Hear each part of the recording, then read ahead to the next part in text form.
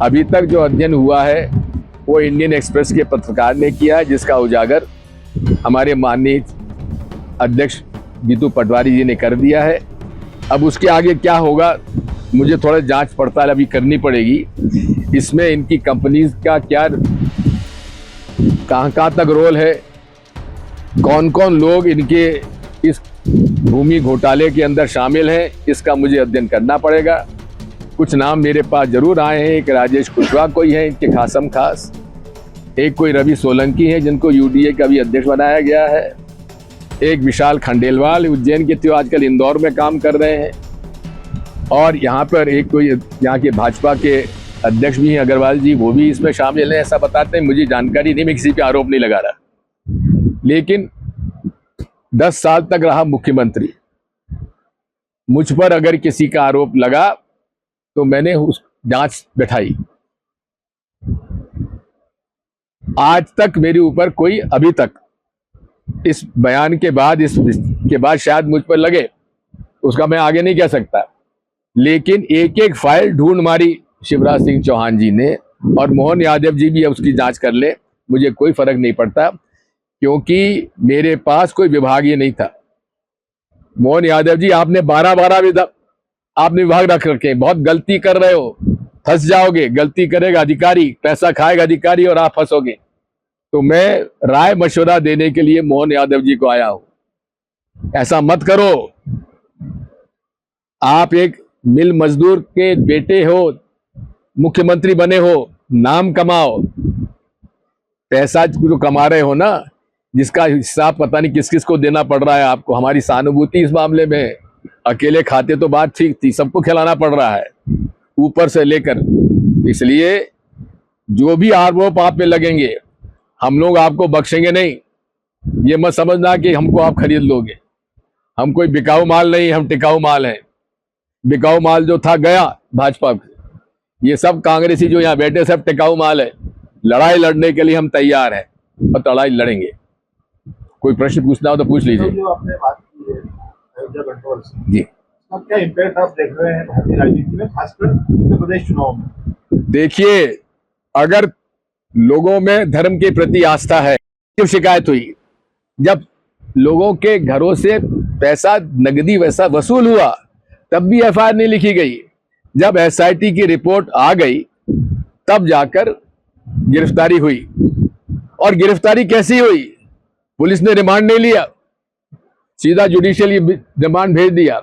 इसका मतलब यह है कि हम तुमको परेशान नहीं करेंगे, आराम से आप जेल में जाइए, सरकार उनकी है, जेल उनकी है, आराम से बिताइए समय, और हम आपको कैसे बचा सकते हैं उस पर चर्चा करेंगे। आज पूरा आरएसएस और वीएचपी इस काम में लगा हुआ है, कैसे इन लोगों का बचाव किया जाए। ये मेरा आरोप है, फिर आरोप है, और इसके लिए प्रधानमंत्री जी और गृह मंत्री जी इसमें इनको बचाने में लगे हुए हैं, मोहन भागवत जी के कहने से। मैं तीनों को, और उसमें प्राण प्रतिष्ठा हुई थी, मुख्य जजमान कौन थे? श्री नरेंद्र मोदी, और उनके साथ कौन बैठे थे? मोहन भागवत। और जबकि सनातन धर्म की परंपरा है कि जजमान अकेला नहीं बैठता, सहपत्नी बैठती है कि नहीं बैठता है। मैं गलत तो नहीं कह रहा हूं, है? हाँ, तो मोदी जी तो नहीं बैठे ना। देखिए, प्राण प्रतिष्ठा की जो मुख्य जजमान कौन थे? नरेंद्र मिश्रा थे या मोदी जी थे? नहीं, वो थे मुख्य जजमान। आप बात नरेंद्र मिश्रा की, वो आप कर रहे हैं शिलान्यास की। मैं मुख्य मंदिर राम मंदिर शिलान्यास की बात कर रहा हूं, शिलान्यास की बात नहीं कर रहा हूं। जो उद्घाटन हुआ जिसमें मुख्य जजमान नरेंद्र मोदी और साथ में मोहन भागवत, दोनों कुंवारे।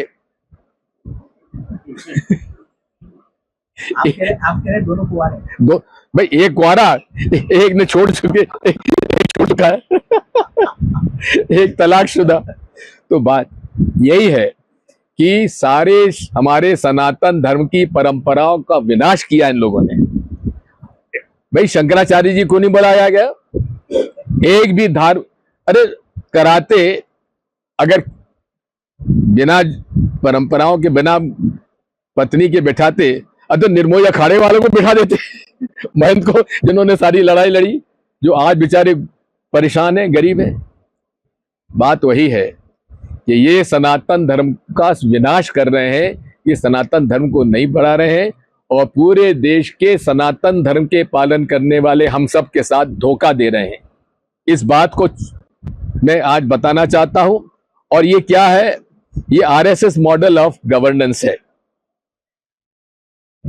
खूब खाओ, खूब खिलाओ, और हम सब अनरजिस्टर्ड हैं, इसलिए हमारी कोई मेंबरशिप नहीं है, इसलिए किसी पर कोई कार्रवाई नहीं होगी।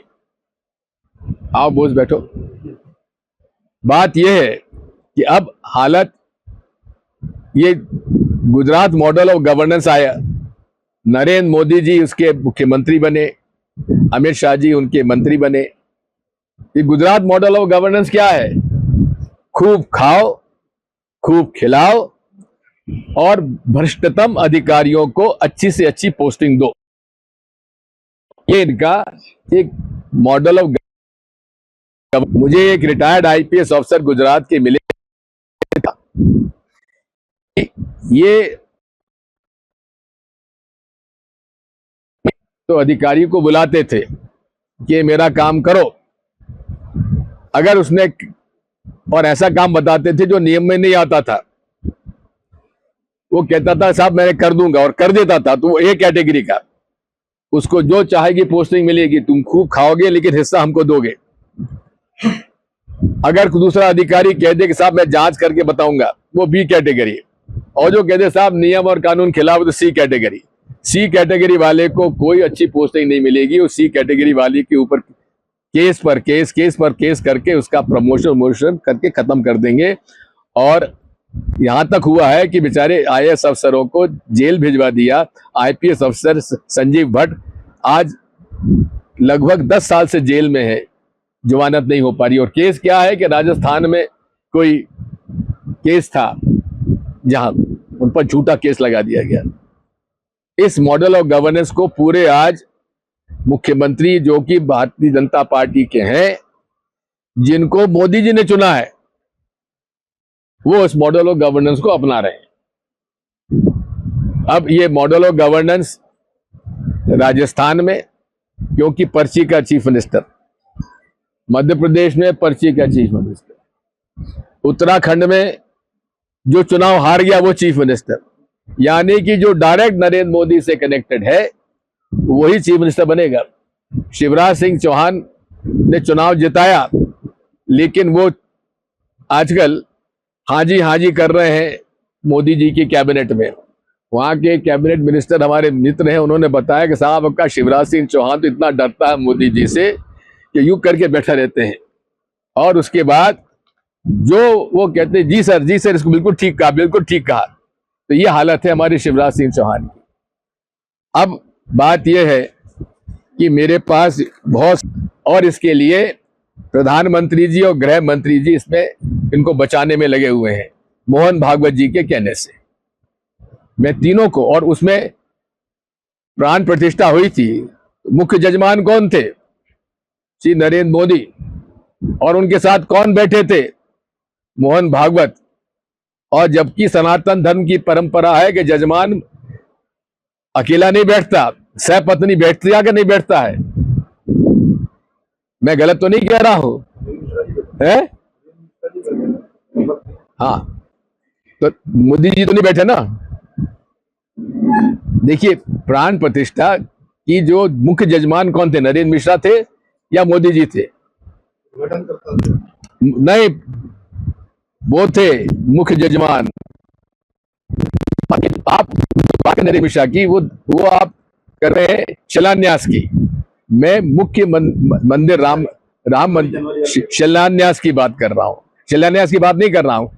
जो उद्घाटन हुआ जिसमें मुख्य जजमान नरेंद्र मोदी और साथ में मोहन भागवत, दोनों कुंवारे। आप कह रहे दोनों कुंवारे? भाई, एक कुंवारा, एक ने छोड़ चुके, एक चुका है एक तलाकशुदा। तो बात यही है कि सारे हमारे सनातन धर्म की परंपराओं का विनाश किया इन लोगों ने। भाई शंकराचार्य जी को नहीं बुलाया गया, एक भी अरे कराते अगर बिना परंपराओं के बिना पत्नी के बैठाते, तो निर्मोही अखाड़े वालों को बिठा देते महंत को, जिन्होंने सारी लड़ाई लड़ी, जो आज बेचारे परेशान है, गरीब है।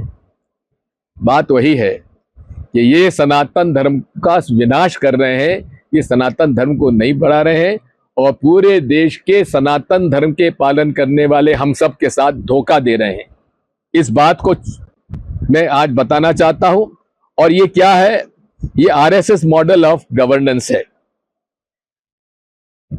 खूब खाओ, खूब खिलाओ, और हम सब अनरजिस्टर्ड हैं, इसलिए हमारी कोई मेंबरशिप नहीं है, इसलिए किसी पर कोई कार्रवाई नहीं होगी।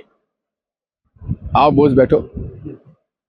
बात यह है कि अब हालत, ये गुजरात मॉडल ऑफ गवर्नेंस आया, नरेंद्र मोदी जी उसके मुख्यमंत्री बने, अमित शाह जी उनके मंत्री बने। ये गुजरात मॉडल ऑफ गवर्नेंस क्या है? खूब खाओ, खूब खिलाओ और भ्रष्टतम अधिकारियों को अच्छी से अच्छी पोस्टिंग दो। ये इनका एक मॉडल ऑफ। मुझे एक रिटायर्ड आईपीएस ऑफिसर गुजरात के मिले, ये तो अधिकारी को बुलाते थे कि मेरा काम करो, अगर उसने और ऐसा काम बताते थे जो नियम में नहीं आता था, वो कहता था साहब मैं कर दूंगा और कर देता था। तो वो एक कैटेगरी का, उसको जो चाहेगी पोस्टिंग मिलेगी, तुम खूब खाओगे लेकिन हिस्सा हमको दोगे। अगर दूसरा अधिकारी कह दे कि साहब मैं जांच करके बताऊंगा, वो बी कैटेगरी। और जो कहते साहब नियम और कानून खिलाफ, तो सी कैटेगरी। सी कैटेगरी वाले को कोई अच्छी पोस्टिंग नहीं मिलेगी। उस सी कैटेगरी वाले के ऊपर केस पर केस करके उसका प्रमोशन करके खत्म कर देंगे। और यहां तक हुआ है कि बेचारे आईएएस अफसरों को जेल भिजवा दिया। आईपीएस अफसर संजीव भट्ट आज लगभग 10 साल से जेल में है, जमानत नहीं हो पा रही। और केस क्या है कि राजस्थान में कोई केस था जहां उन पर झूठा केस लगा दिया गया। इस मॉडल ऑफ गवर्नेंस को पूरे आज मुख्यमंत्री जो कि भारतीय जनता पार्टी के हैं, जिनको मोदी जी ने चुना है, वो इस मॉडल ऑफ गवर्नेंस को अपना रहे हैं। अब ये मॉडल ऑफ गवर्नेंस राजस्थान में क्योंकि पर्ची का चीफ मिनिस्टर, मध्य प्रदेश में पर्ची का चीफ मिनिस्टर, उत्तराखंड में जो चुनाव हार गया वो चीफ मिनिस्टर, यानी कि जो डायरेक्ट नरेंद्र मोदी से कनेक्टेड है वही चीफ मिनिस्टर बनेगा। शिवराज सिंह चौहान ने चुनाव जिताया, लेकिन वो आजकल हाँ जी कर रहे हैं मोदी जी की कैबिनेट में। वहां के कैबिनेट मिनिस्टर हमारे मित्र हैं, उन्होंने बताया कि साहब आपका शिवराज सिंह चौहान तो इतना डरता है मोदी जी से कि यूं करके बैठा रहते हैं, और उसके बाद जो वो कहते हैं जी सर इसको बिल्कुल ठीक कहा। तो ये हालत है हमारे शिवराज सिंह चौहान की। अब बात यह है कि मेरे पास बहुत